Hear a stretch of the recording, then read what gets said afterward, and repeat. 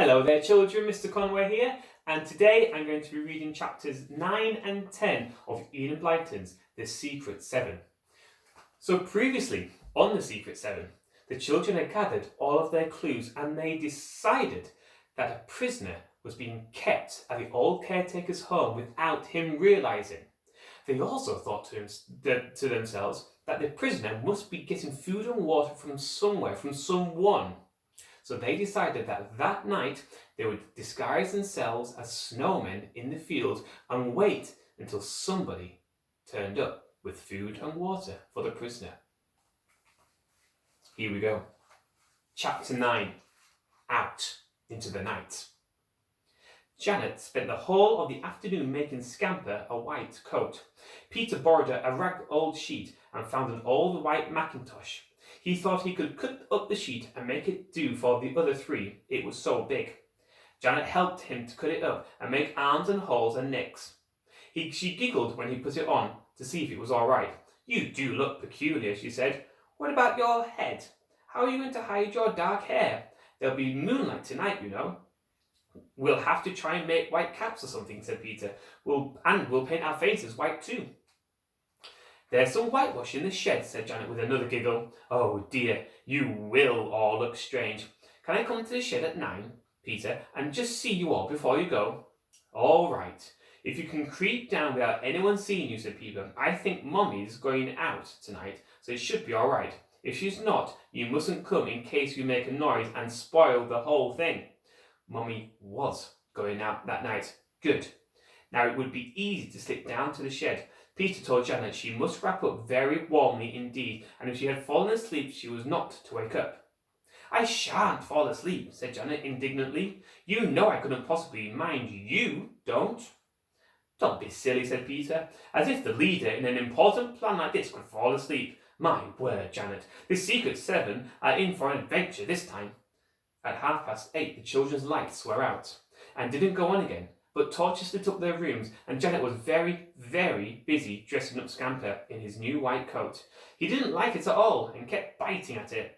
"Oh, Scamper, you wouldn't be allowed to go unless you looked like a snow dog," said Janet, almost in despair. And whether or not Scamper understood what she said, she didn't know. But from that moment, he let her dress him without any more trouble. He looked peculiar and very mournful.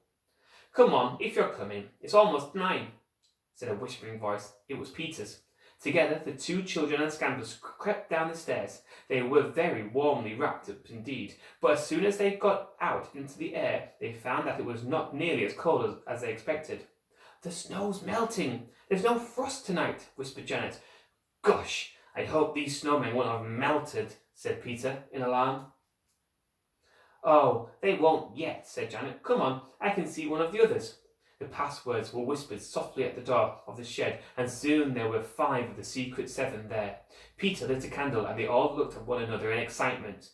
"We've got to paint our faces white and put on our white things," said Peter. "Then we're ready." Jack giggled. "Look at Scamper, he's in white too. Scamper, you look ridiculous." "Woof," said Scamper miserably. He felt ridiculous too. Poor Scamper. With squeals and gurgles of laughter, the 4 boys painted their faces white. They had carefully put on their white things first so as not to mess up their overcoats. Janet fitted the little white skull cap she had roughly made over each boy's head. "Well, I shouldn't like to meet you walking down the lane tonight," she said. "You look terrifying."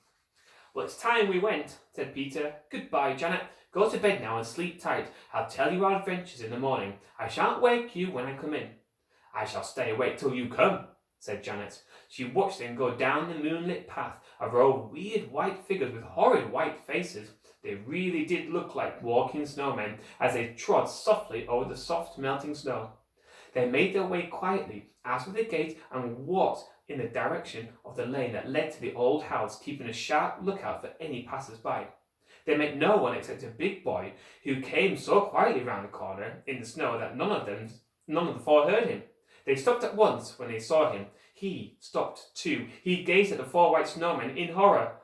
"Oh," he said, "what's this? Who are you?" Peter gave a dreadful groan, and the boy yelled in alarm, "Help! 4 live snowmen! Help!" He tore off down the road shouting. The four boys collapsed in helpless giggles against the fence behind. "Oh dear," said Jack. "I nearly burst with laughter when you did that," groaned Peter. "Come on, we better get away quickly before the boy brings somebody back here," said Peter, and they went chuckling on their way. They came to the lane where the old house stood and went down it. They soon came to the old house. It stood silent and dark with its roof white in the moonlight. "Nobody's here yet," said Peter. "There's no light anywhere in the house, and not a sound to be heard." "Let's go and join the merry gang of snowmen then," said Jack. "And I wish you'd tell Scamper not to get between my feet so much, Peter. He'll trip me up in this sheet thing that I'm wearing." They climbed over the gate and went into the field. The snowmen stood there, but, alas, they were melting, and were already smaller than they had been in the morning. Scamper went and sniffed at each one solemnly. Peter called him. "Come here. You've got to stand as still as we do, and remember not to bark, not to growl, not a whine." Scamper understood. He stood as still as a statue beside Peter. The boys looked for all the world like neat snowmen as they stood there in the snowy field. They waited and they waited. Nobody came. They waited for half an hour, and then they began to feel cold. "The snow is melting around my feet," complained Jack. "How much longer do you think we've got to stand here?" The others felt tired too. Gone were the ideas of staying half the night standing quietly with the snowmen. Half an hour was more than enough. "Can't we go for a little walk or something?" said Colin impatiently. "Just to get us warm." Peter was about to answer when he stopped and stiffened. He had heard something. What was it? Colin began to speak again. "Shh," said Peter. Colin stopped at once. They all listened. A faraway sound came to their straining ears. "It's that squealing noise," said Jack suddenly. "I know it is, only very faint and far away. It's coming from the old house. There is somebody there." Shivers went down their backs. They listened again, and once more the queer, faraway sound came on the night air. "I don't like it," said Peter. "I'm going to the old house to see if I can hear it there. I think we ought to tell someone." "Let's all go," said Colin, but Peter was quite firm about that. "No. 2 to go and 2 to remain on guard. That's what we said. Jack, you come with me. Colin and George, stay here and watch." Peter and Jack, two queer white figures with strange white faces, went to the field gate, climbed it, and went to the gate of the old house. They opened it and shut it behind them. There was no noise at all to be heard. They went quietly up the drive, keeping to the shadows in case the old caretaker might possibly be looking out. They went to the front door and looked through the letterbox. Nothing was to be seen through there at all. All was dark inside. They went to the side door. It was fastened, of course. Then they went to the back door and tried that. That was locked too. Then they heard a queer thundering noise from somewhere in the house. They clutched at one another. What was going on in this old empty house? "I say, that old man has left his window a bit open. The one he spoke to us about of this morning," whispered Jack suddenly. "Goodness, has he? Really? Then what about getting in and seeing if we can find the prisoner?" whispered Peter in excitement. It only took a minute or two to climb up and get inside. They stood in the dark kitchen listening. There was no noise to be heard at all. Where could the prisoner be? "Do we dare to search the whole house from top to bottom?" said Peter. "I have got my torch." "Yes, we dare, because we jolly well ought to," answered Jack. So, as quiet as they could, they tiptoed into first the scullery and then an outhouse. Nobody there at all. "Now into the hall, and we'll peep into the rooms there," said Peter. The front rooms were bright with moonlight, but the back rooms were dark. The boys pushed open each door and flashed the torch round the room beyond. Each one was silent and empty. They came to shut a door. Sounds came from behind it. Peter clutched Jack. "Somebody's in here. I expect the door's locked, but I'll try it. Stand ready. Run if we're chased." Chapter 10. In the old empty house. Now the door wasn't locked. It opened quietly. The sounds became loud at once. Somebody was in there, snoring. The same thought came to both boys at once. It must be the caretaker. Quietly, Peter looked in. Moonlight filled the room. On a low, untidy bed lay the old caretaker, not even undressed. He looked dirty and shabby, and he was snoring as he slept. Peter turned to go, and his torch suddenly knocked against the door and fell with a crash to the floor. He stood petrified, but the old man didn't stir. Then Peter remembered how deaf he was. Thank goodness, he hadn't even heard the noise. He shut the door quietly and the two boys stood out in the hall. Peter tried his torch to see if he had broken it. No, it was all right. Good. Now, we'll go upstairs, he whispered. You're not afraid, are you, Jack? Not very, said Jack. Just a bit. Come on. They went up the stairs that creaked and cracked in a very tiresome manner, up to the first floor with 5 or 6 rooms to peep in, all as empty as one another, then up to the top floor. We'll have to be careful now, said Jack. He spoke in such a whisper that Peter could hardly hear him. These are the only rooms we haven't been into. The prisoner must be somewhere nearby. All the doors were ajar. Well, then, how could there be a prisoner unless he was tied up? The two boys looked into each room, half scared in case they saw something horrid. But there was absolutely nothing there at all. The rooms were either dark and empty or full of moonlight, and nothing else. Oh, it's queer, isn't it? Whispered Jack. Honestly, I don't understand it. Surely those noises did come from the house somewhere. Yet there's nothing, no one here, except the old caretaker. They stood there and wondered what to do next, and once more that far-away muffled squealing came on the night air, a kind of whining noise, followed by a series of curious thuds and crashes. There is a prisoner here somewhere, and he's knocking for help and squealing too, said Peter, forgetting to whisper. Somewhere downstairs, but we've got to look everywhere. Jack was making for the stairs. Come on, we must have missed a cupboard or something, he called. Down they went, not caring now about the noise they made. They came into the kitchen. The noises had stopped again. Then the thudding began once more. Jack clutched Peter. I know where it's coming from.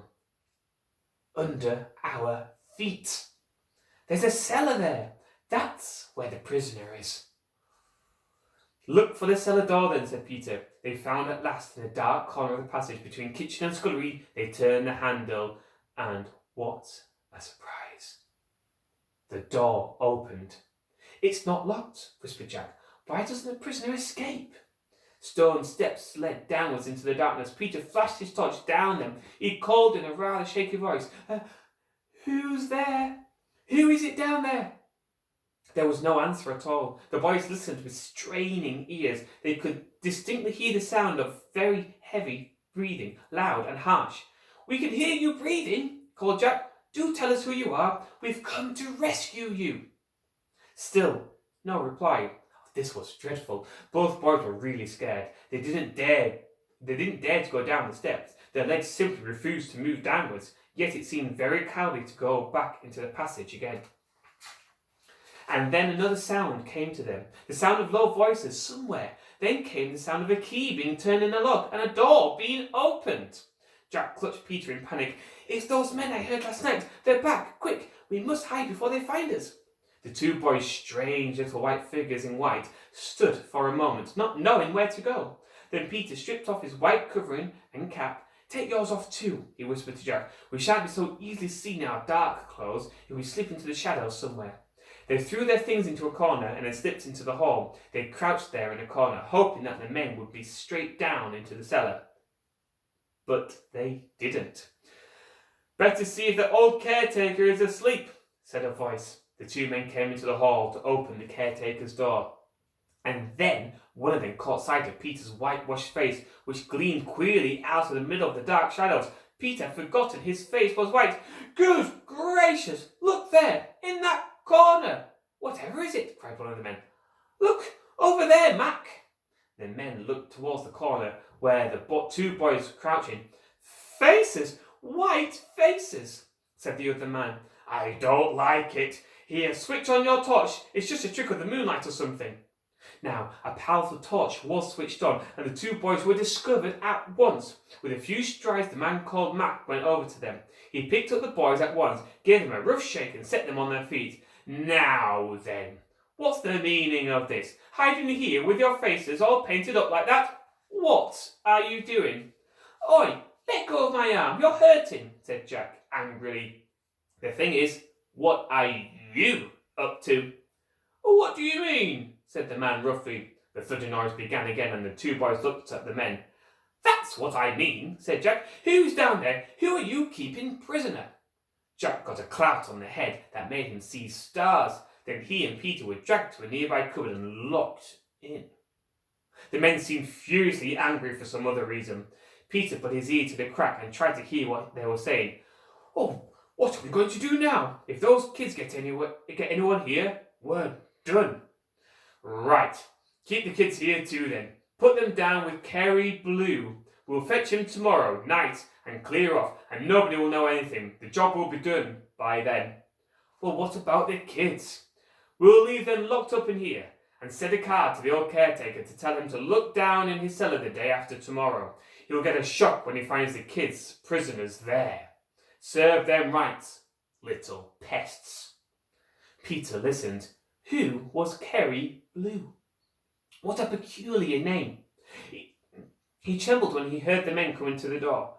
But they didn't unlock it. One of them called through the crack, "You can stay there for a while. Teach you to come poking your noses into what's not your business."